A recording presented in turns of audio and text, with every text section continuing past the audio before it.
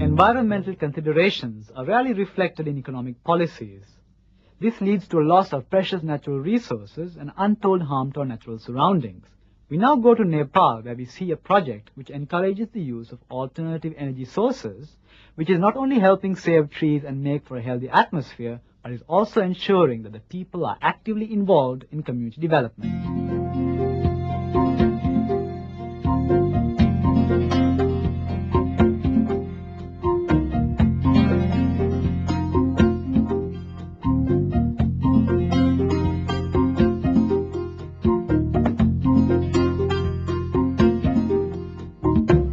Deep in the Himalayas, under the shadow of Mount Annapurna, there is something going on.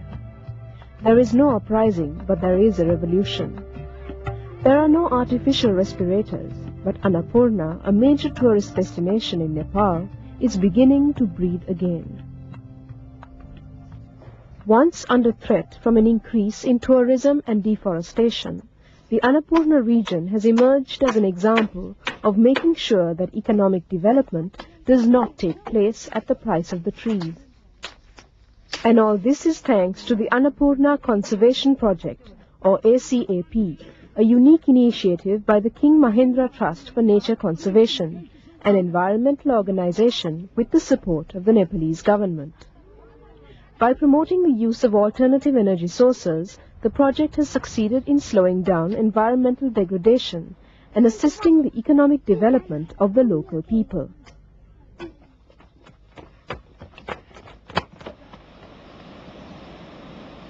Harnessing the power of the rivers, one of the main energy alternatives being promoted in the area is electricity from microhydro projects.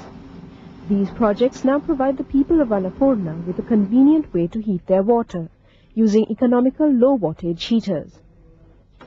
But for most lodgers, when it comes to warming water for bath time, the favored alternative by far has been the use of solar panels.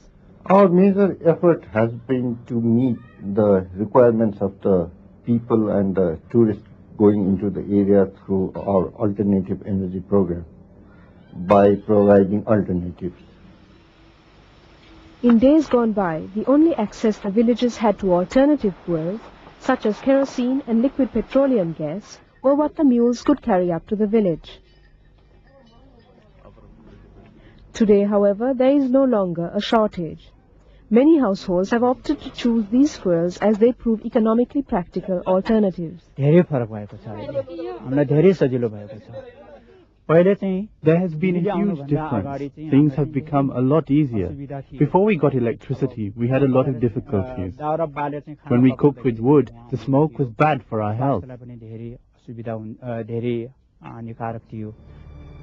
According to the United Nations Economic and Social Commission for Asia and the Pacific, there is an urgent need to incorporate environmental considerations into economic policy making. Failure to do so only results in the loss of precious resources. 1 million hectares of Indonesia's national forest were destroyed in the fires of 1997. China and India are left with less than 20% of their original forest cover. Southeast Asia loses forest cover at the rate of approximately 1.3% every year. One of the key reasons for the success of the Annapurna project has been the active participation of the local community. In contrast to the conventional approach, government agencies have played the role of facilitators and allowed the local people to carry out resource management in a decentralized manner. Yes, in ECAP we started with the theme that unless the local people were involved in the conservation process, the development and conservation would not go hand in hand. So our first emphasis was to convince the local people that it is their property. Local women who look after the household and its finances have been major participants as well as beneficiaries of the project. Apart from easing their workload and improving their health, the use of alternative energies has left many of them with enough spare time to indulge in income-generating activities. In my experience, as I was born and bred here, earlier people of this region were not educated about the environment. they had little knowledge of it. But now, after the Annapurna Conservation Project was started, they educated us about the environment. While some villagers are a bit reluctant about trying out something new, when they see somebody else doing it and see with their own eyes how profitable it is, then they easily copy it.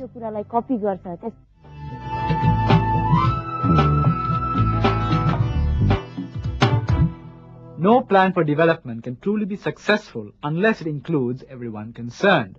In order to progress as communities and societies, economic, environmental, and human advancement must go hand in hand.